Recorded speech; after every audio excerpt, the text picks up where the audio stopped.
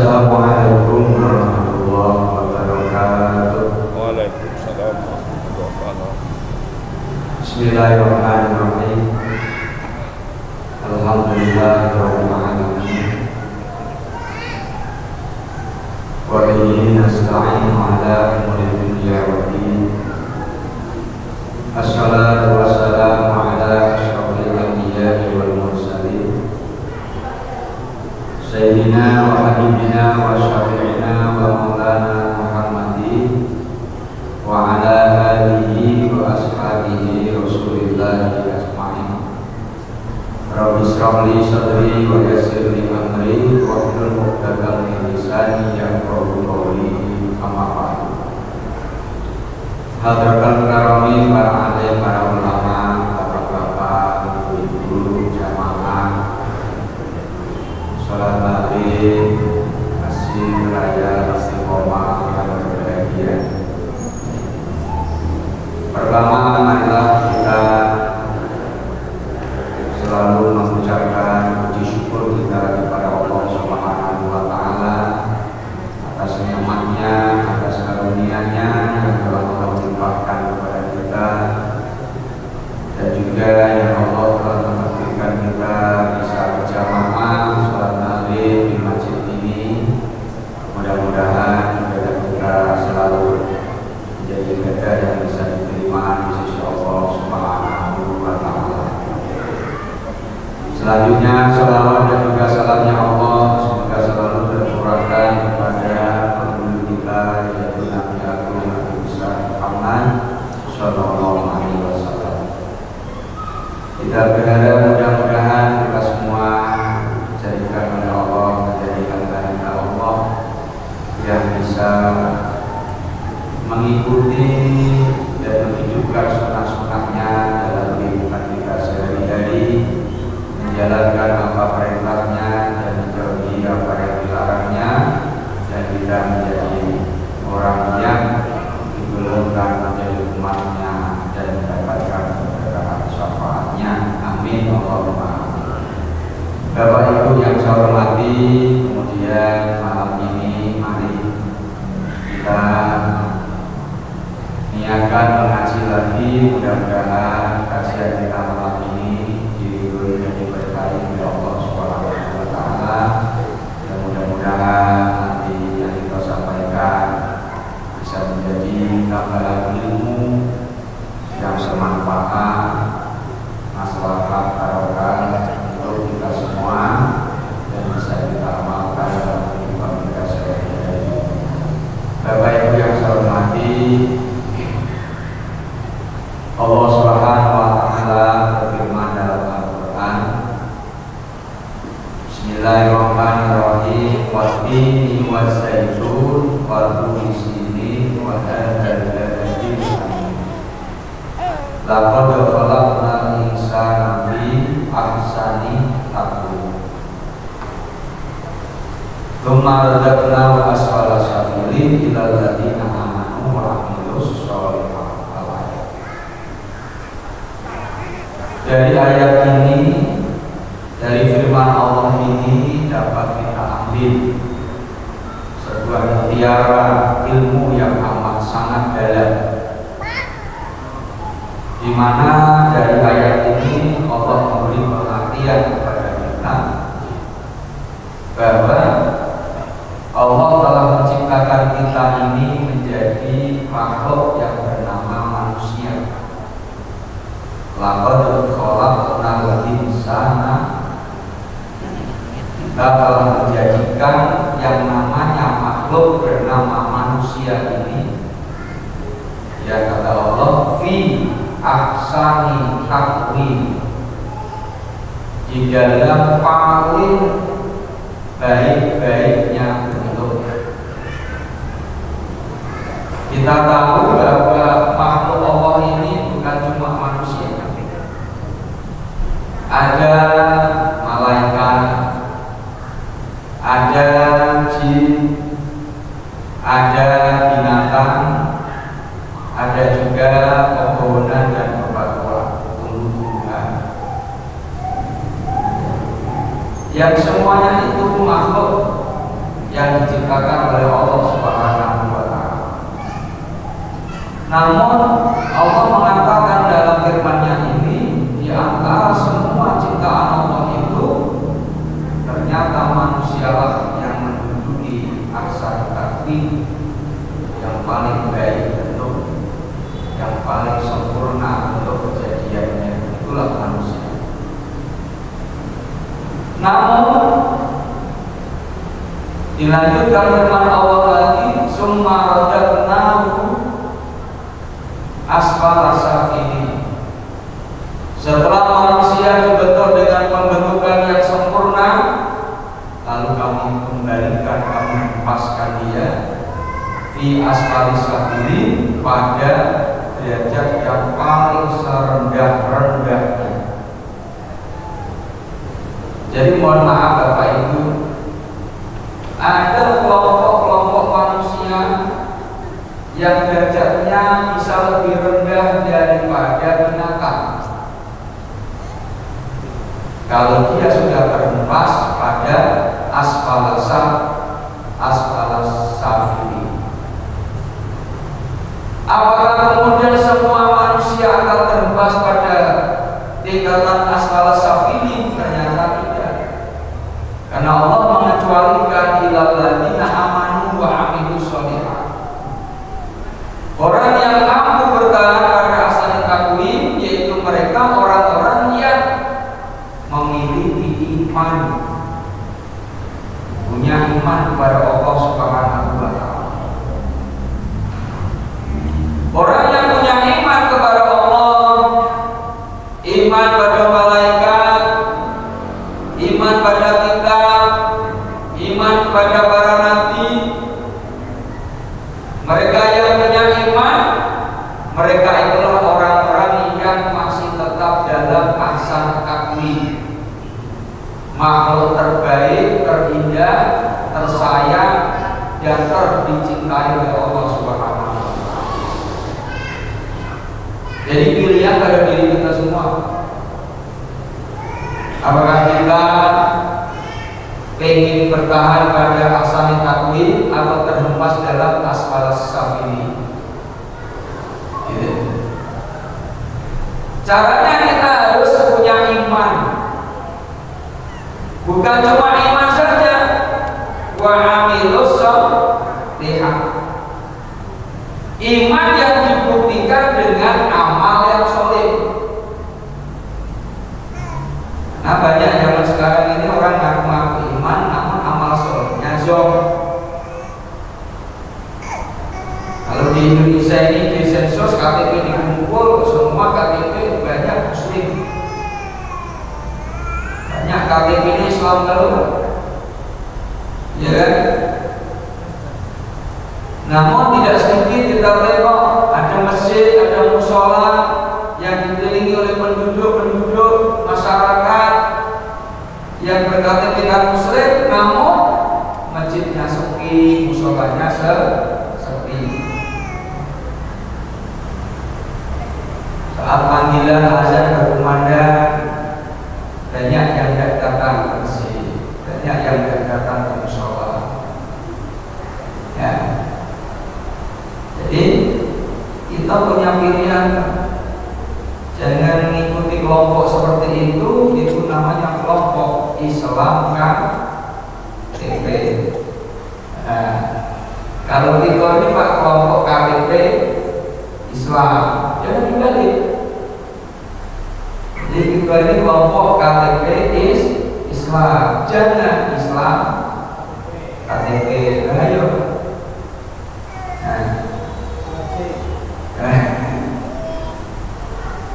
Jadi pilihan kembali pada kita semua. Maka orang-orang yang beriman dan beramal soleh, mereka itu orang-orang yang tetap bertahan pada posisi ahsan taqwim. Bahkan manusia itu bisa melebihi derajatnya di atas para malaikat. Ya pilihan kembali kita. Kita kelompok kita ini, manusia ini adalah tipe yang bisa naik, bisa turun. Kadang-kadang ketika kita lagi moodnya baik, beribadah meningkat. Namun ketika mood kita turun, drop, lupa ibadah, lupa segala-galanya. Tugas kita menetralisir, jangan sampai ketika mood kita turun, jangan sampai drop, jangan sampai terhempas. Sebab kalau sudah sampai terhempas ke dasar yang paling hina, nak merangkak naik ke atas lagi itu amat sangat sulit. Manusia itu kalau sudah dosa banyak, tubuhlah kotor penuh dengan noda dan dosa, itu sulit untuk menetralisir lagi dan kembali untuk mendekatkan diri kepada Allah Subhanahu wa Ta'ala. Maka kita netralkan. Maka banyak hadis Nabi mengatakan ketika engkau beribadah, ketika moodnya lebih baik, tingkatkan semangat ibadahnya, namun jangan juga melampaui batas. Tidak boleh melampaui batas. Ibadah dari maghrib tembus sampai subuh, tidak bagus. Ujung-ujungnya paginya teor, ya kan? Kerja tidak tidur PKP, anak istri penggalai, tidak bagus. Jadi kita lagi moodnya tinggikan, namun jangan melampaui batas. Ketika kita lagi moodnya ngedrop, juga jangan terlalu terhempas. Maka ada standar yang minimal itu kita ambil ibadah yang wajib dulu. Jadi ibadah yang wajib ketika moodnya lagi bagus, yang penting wajibnya tetap kita jaga. Sholat 5 waktu tetap kita jaga. Itu yang wajib-wajib bagi kita. Nah, masalah ibadah sunnah ketika moodnya tidak bagus, sudah tidak usah tinggalkan aja dulu. Lagi tidak semangat, badan capek, letihnya, biasanya malam tahajud.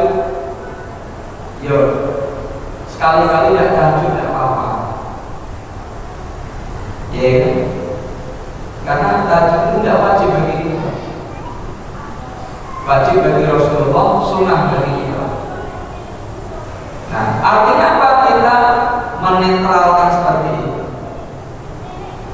Jadi yang tidak boleh ketika moodnya bagus melampaui batas, dan moodnya ngedrop sampai melampaui batas juga ngedropnya gitu. Nah, maka ini yang kita jaga. Kenapa manusia ini digolongkan fi asal takwim? Kita tengok bahwa kelompok makhluk Allah ini ada yang diberikan oleh Allah berupa akal, diberi Allah juga nafsu. Manusia diberi Allah akal, diberi Allah nafsu. Ketika akal dan pikiran menyatu dengan hatinya yang jernih, nafsunya kalah, maka dia akan meningkat derajat yang naik melebihi daripada mereka. Namun ketika nafsunya yang lebih mendominasi, mengalahkan akal pikiran yang mengalahkan hati nuraninya, dia akan ngedrop, bahkan jauh terhina, lebih hina daripada binatang. Maka tugas kita netral. Maka kita sebagai manusia ini, ya intinya jangan terlalu begitu heran. Ada orang ibadahnya lekop luar biasa, tidak usah heran. Ada orang dulunya baik kok sekarang berubah jadi buruk. Biasa, namanya manusia bisa berubah. Kadang baik, kadang buruk. Maka ketika baik, tidak perlu kita menyanjung dan membanggakan diri kita. Dan ketika kita pun mungkin kurang baik, juga jangan kemudian kita putus asa.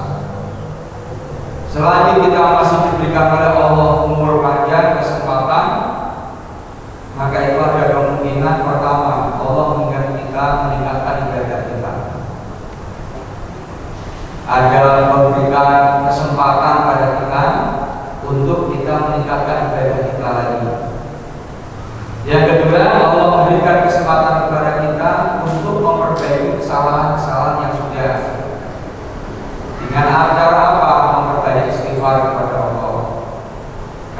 kesalahan kita kepada Allah, kita istighfar kepada Allah, bertobat kepada Allah Subhanahu wa taala. Namun kalau kesalahan kepada sesama manusia, kita bisa minta halalnya kepada manusia tersebut. Nah, selagi kita masih diberikan sehat oleh Allah, itu yang harus kita kejar. Itu yang harus kita perhatikan betul-betul. Jangan sampai kita rajin ibadah, namun kezaliman membuat kita semangat dalam menjalankannya. Bisa-bisa nanti kita jadi orang yang bangkrut, ibadahnya banyak, dosa dengan sesama manusia juga banyak, ujung-ujungnya ibadah yang capek kita kerjakan selama di dunia telah dirampok oleh orang yang kita zalimi. Maka ketika kita ada kesempatan untuk diberikan Allah panjang umur sehat, itu yang harus kita kejar. Jadi simpelnya begini, kita kadang-kadang harus berpikir gitu. Kira-kira umur kita sekarang lah berapa? Itu yang pertama. Kemudian selama dari kita balik sampai umur kita sekarang ini, ada tidak kira-kira benda orang yang terpakai, termakan, terbawa bagi kita, yang dinotabinikan dan halal bagi kita? Kalau ternyata ada, itu yang harus kita kejar, kita halalkan dulu. Ya kan? Kadang-kadang repot gitu. Apa yang kita makan, apa yang kita pakai, apa yang kita ambil, apa yang kita gunakan, kalau sampai itu ada hak orang yang kita gunakan, sementara orang itu tidak menghalalkan, akan menjadi penalu bagi kita ketika kita besok menghadap Allah Subhanahu wa taala. Nah, kita mengandalkan ibadah kita, ya kalau ibadah kita ini ada jaminan diterima. Kalau tidak, ya kalau diterima semua, kalau ada sebagainya enggak, itu yang jadi masalah. Sementara kalau yang namanya dosa tetap ada pertanggungjawabannya.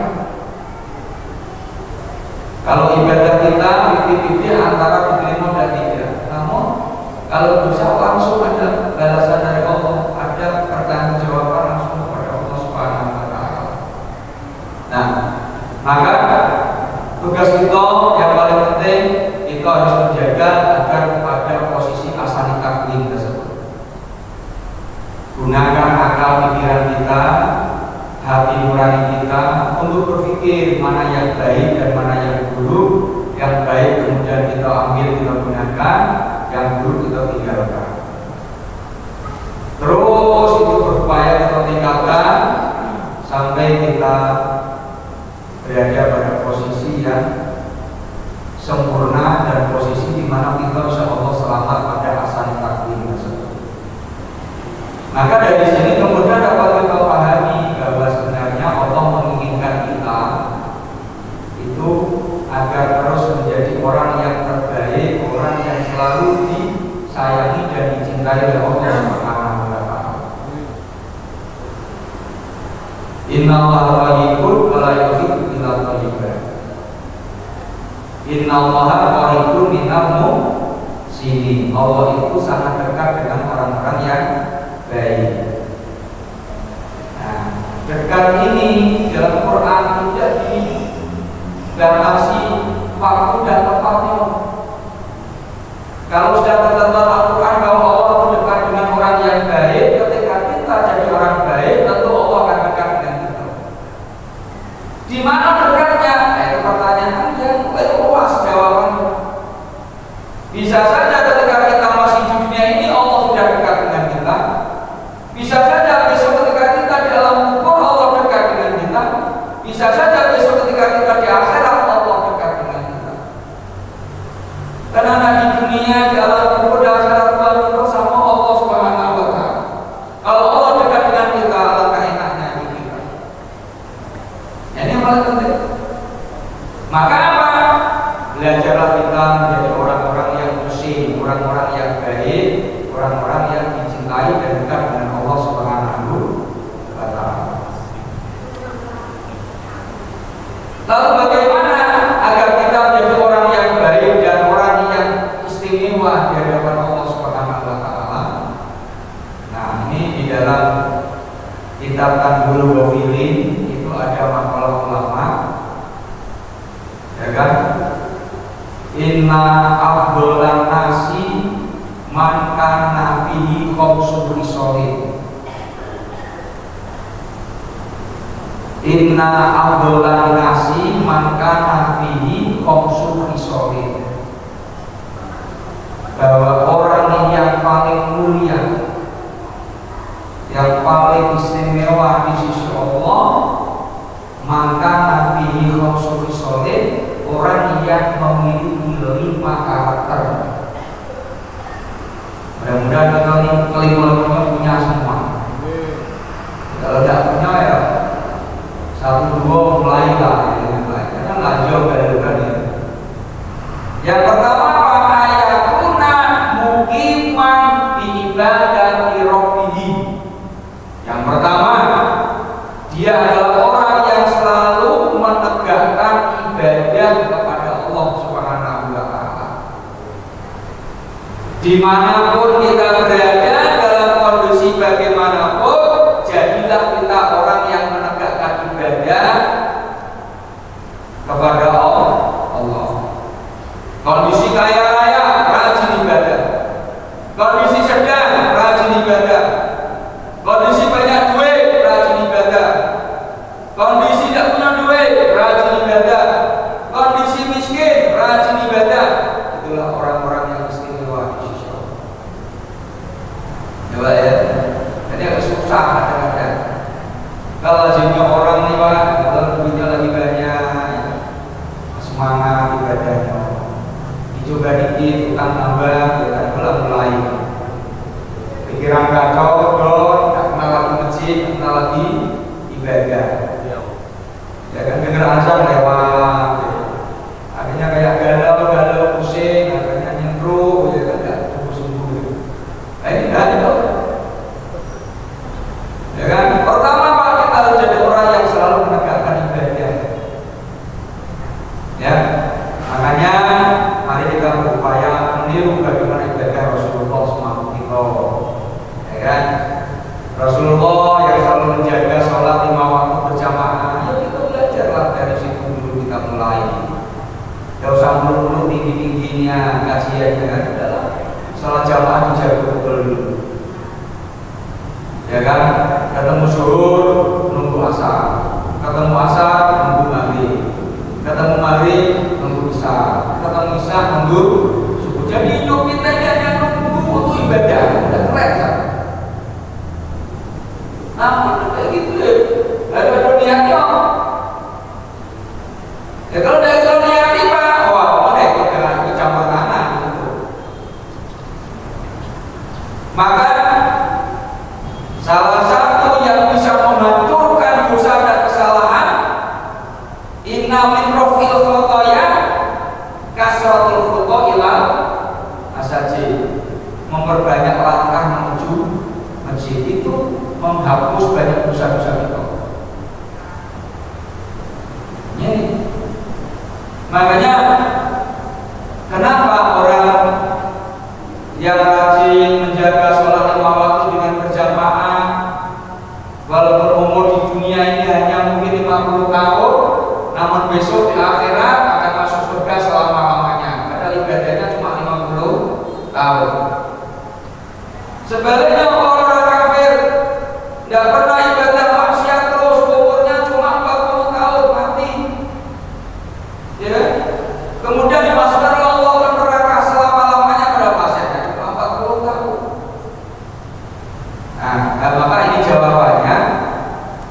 Sebab orang yang rajin jamaah, rajin ibadah itu seumur hidup, umur yang dia miliki tidak ada guna kecuali hanya untuk menunggu ibadah demi ibadah berikutnya. Andai dia dipanjangkan umurnya sampai ribuan tahun, tetap dia akan jamaah ibadah kepada Allah Subhanahu wa Ta'ala.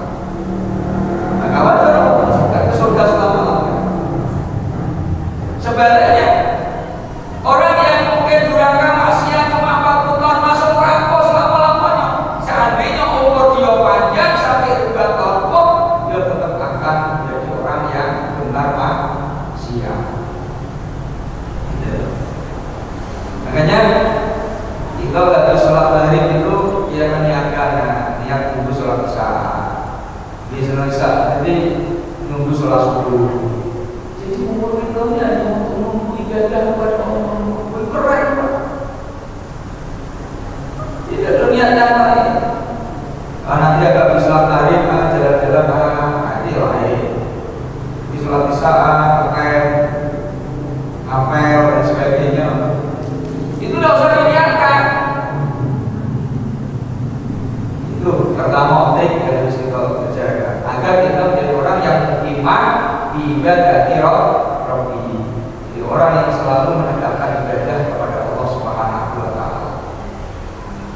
Itu banyak kadang-kadang bermakna orang yang bersedekah itu juga tidak dinilai dari banyak atau subur. Kadang-kadang dinilai dari ikhlas itu.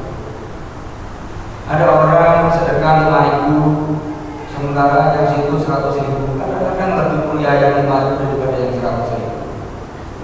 Kenapa? Karena yang 5.000 memang ekonominya justru itulah. Yang 100.000 duitnya banyak, mobilnya banyak, mobilnya mewah. Itu lupa hitungan.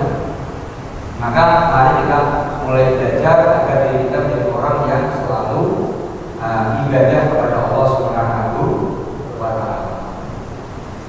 Kemudian yang kedua, agar kita menjadi orang yang istimewa, mulia di sisi Allah Subhanahu wa taala, ayakuna mukhalisan dhahiran wa batinan.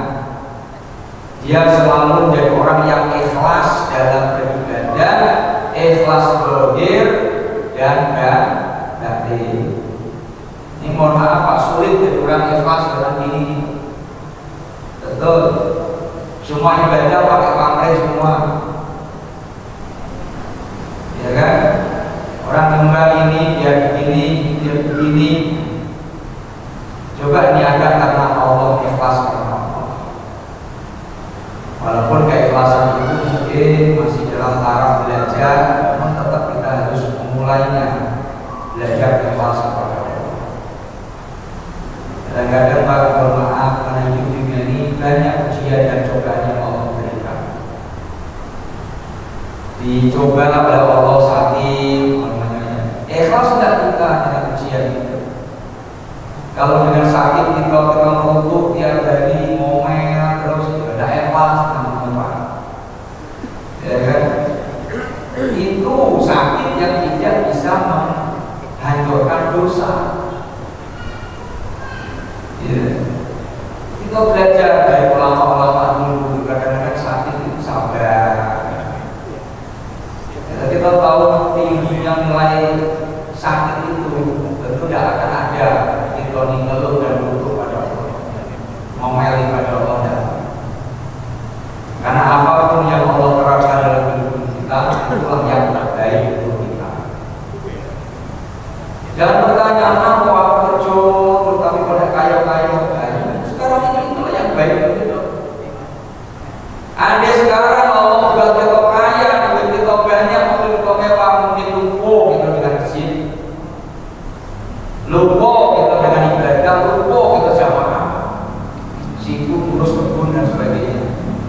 Akan muncul korong-korong baru di zaman akhir. Ya.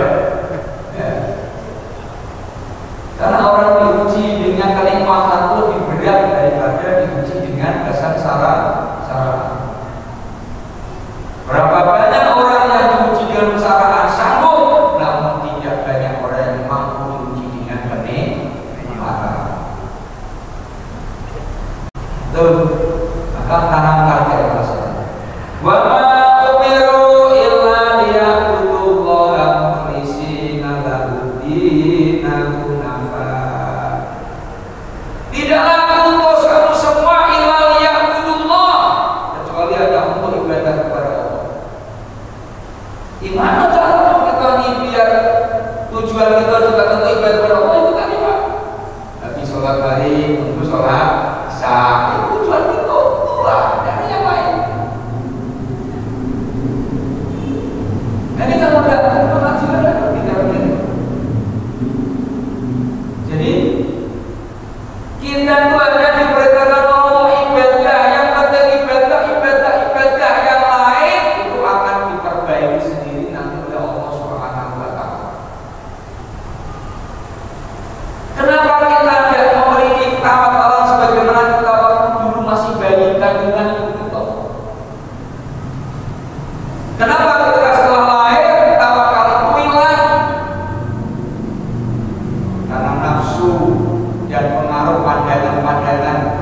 dunia ini Pak yang menutupi mata batin kita.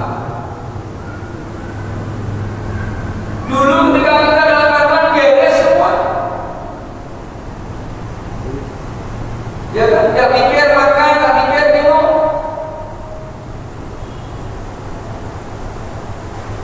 Ya, sementara kadang-kadang kita Masya Allah Maha Kaya. Berapa banyak ratusan miliaran ikan yang ada dalam lautan itu Allah masih makan. Masa masih itu ada mampu? Nah, ya kan? Penting ibadah. Perbaiki sholatmu, baca Quran, jangan sampai ketinggalan dalam sehari semalam. Jangan tinggalkan baca Quran, karena itu jimat terakhir kita. Ingat, Nabi tidak tinggalin apa-apa ketika beliau meninggal. Sebagai warisan dari Nabi itu cuma dua yang harus kita jago. Pertama Quran, doa, hadis, harus sinkron. Kadang-kadang kita mohon maaf, boro-boro nak baca hadis Quran saja tidak pernah kita baca. Qurannya dibaca, hadisnya juga dibaca. Karena kedua-duanya itu peninggalan Nabi yang tidak boleh dipisahkan dari kehidupan kita semua. Jadi kalau malas di rumah ada punya kita hadis tidak ada. Macam mana kita nak memahami kehidupan Rasulullah? Sementara kita nengok dan mungkin kehidupan kita sekarang Rasulullah hidup di 20 abad yang lalu. Ya benar. Bagaimana kita melihat Rasulullah? Ya dengan kisah kehidupan beliau yang tertuang dalam hadis-hadis beliau. Jadi Al-Quran juga dibaca, dipahami makna kandungannya, bukan sekedar dibaca saja, namun dipahami makna kandungannya. Lebih bagus Pak kita semalam membaca 2 ayat, namun kita pahami betul isi kandungannya daripada kita baca 1 juz tidak tahu apa-apa isinya. Namun berdua bagus galau-galau daripada yang tidak sama sekali. Baca tidak, kalau paham baca biar mau. Malas. Ya kan? Ingat Pak, itu pujian dari Allah yang diberikan kepada Rasulullah. Gini, Bapak Ibu, kalau kita memegang sesuatu yang istimewa, kegunaannya juga sangat istimewa. Kita memegang sesuatu yang sangat luar biasa akan berpengaruh terhadap kehidupan kita jadi luar biasa. Al-Quran itu mujiat Pak. Mujiat itu sesuatu yang di luar nalar, ya kan? Yang datang dari seorang nabi. Itu mujiat terus. Jadi artinya apa? Nah, perbaiki baca Quran. Ya, untuk tahap pertama baca bila udah paham dah pokok. Baca ya, makin rajin baca, ya kan? Sebulan, 2 bulan, 3 bulan dah rutin baca Quran, tingkatkan nanti baru ya meningkat kepada pemahaman. Nah, itu semua dikerjakan dengan ikhlas. Insya Allah beres. Kemudian yang ketiga, ayakuna an-nasu min syarrihi aminina. Yang ketiga, agar kita jadi orang yang istimewa di sisi Allah, ciri-ciri yang ketiga, ayakuna an-nasu min syarrihi aminin. Kita harus jadi orang yang orang lain itu selamat dari keburukan-keburukan kita. Ya nanti Pak, maaf sulit nyari orang yang seperti itu Pak. Yang muncul apa? Saling cemooh, saling menjelekkan di media sosial. Beda pendapat, beda apa namanya ini? Pilihan, ribut. Akhirnya menjelekkan satu dengan yang lain. Padahal apa yang dicatat itu juga akan dihisab oleh Allah Subhanahu wa taala. Apa dicatat sama dengan apa yang terucap. Jadi yang ketiga Pak, belajarlah kita menjadi orang. Jangan sampai kita menjadi orang yang selalu membuat orang lain itu terzolimi. Jadi ucapan kita, dari semua perbuatan kita, dan dari yang lain yang muncul dari diri kita. Ya, harus sanggup kan? Sulit itu. Jagalah ucapan kita dulu. Maka yu'minu billahi wal yawmil akhir falyakul khairan aw liyasmut.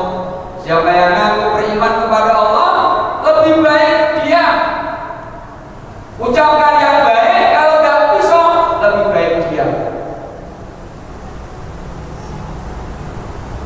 Jadi kalau pilihannya ada dua. Kalau dia ngomong yang baik, dia bisa ngomong, lebih baik dia. Jadi kalau ada orang kok dia Pak, jangan salah. Dia lagi mengamalkan ilmunya daripada ngomong salah, lebih baik dia. Ya, ada juga sih dia itu memang tidak bisa ngomong gitu. Dari awal juga. Maka ada bakal asuh salah anak pengen selamat dia baik. Asuh salah dia baik. Istri lagi marah ngamuk-ngamuk, jangan dibalas, dia baik. Ingat habis asuh salah dia adalah selamanya. Tambah ngamuk tinggal pergi. Nanti ngamuk hilang, balik. Nyoin lah, masih ngamuk masih dikit, balik lagi. Kalau ngamuk udah hilang lah bersih, last day baru balik lah. Kalau dia lagi ngamuk, kondisi darah naik, wah jangan dilawan Pak, itu sekitar bawaan itu semua. Ya, hati-hati. Sama Bu, suami ngamuk jangan dilayani. Yang penting kopi siapin, makan minumnya siapin, udah kita tidur. Tidur. Ya, hati-hatinya begitu. Masya Allah Pak, menjaga ucapan Masya Allah sulit mengenal. Ya, maka hati-hatilah dengan omongan gitu. Ya kan? Sang penyair dari mana tuh? Yang Arumi itu mengatakan ucapan itu seperti panah yang terlepas dari musuhnya. Jadi sekali keluar dan berkaitan ucapan. Sekali keluar menyakiti orang, udah berani. Berat hisabnya. Dan ingat, gak mungkin Allah mengampuni dosa kita dari ucapan itu. Kalau orang yang terzolimi dengan ucapan kita belum memaafkan kesalahan kita. Insya Allah. Agak lebih baik dia. Ya nanti masjid ini ada banyak orang ngomong dia daripada ngomong di istighfar, tasbih. Semua bawa tasbih, udah kita ada masalah ya. Kadang-kadang mau tali, Masya Allah. Kadang-kadang mohon maaf Pak, keburukan bangsa memang itu kayak gitu. Masjid wangi, habis sholat mau tali, imam sampai menirun mulutnya, tak ngajak dikir, nyala mau tali di belakang. Tadi banyak itu usaha yang mau tali, kalah. Dia penyakit gimana akhirnya semua. Dia imam lah, suara kencang, ajak dikir sama-sama. Jangan kemudian imam telah dikir, kita imam tidak bisa. Dikir sendiri-sendiri. Jangan lupa kata imamnya kencang ke diambil lah. Nanti itu enaknya. Kalau masih jamaah, ya masih nyambung nyoba. Kalau dikir udah beda sendiri-sendiri. Cuma biar semakin kompak, ya kan? Di imam ajak serempak, ayo baca sama-sama. Ya sama-sama serempak bacanya, ngilangin ngantuk, nambah semangat gitu. Ini tidak imam dikir, Masya Allah, dia di belakang-belakang mau tali, Masya Allah. Aku tengok lah, maka tidak berani pun untuk kesannya. Astagfirullah. Tapi kita istighfar bahwa ini kita pernah alami istighfar. Ya kan? Karena mohon maaf, setengah dari penyebab semuanya ya, itu berbicara di masjid tidak dalam urusan akhirat. Hati-hati. Jadi mohon maaf, masjid ini beda loh Pak dengan tempat yang lain. Jangan dianggap sama ini tempat sakral. Jadi kita harus ngomong di sini hati-hati. Sini ngomongin kebun, ngomongin sapi, aduh, macet bicara ngomong. Apalagi ngomongin bukan pula, masya Allah. Dan boleh. Jadi kalau ketemu sama akhirat boleh lah, karena waktunya ada habis, ya kan? Aku masih ada tunggu, kamu terserah, ya kan? Nah, ya tanda yang penting figurnya aja diamalkan. Mudah-mudahan kita jadi orang yang terbaik di sisi Allah Subhanahu Wa Taala. Mudah-mudahan kita jadi orang yang mendapatkan ridhoannya, keselamatannya, minallah. Ya.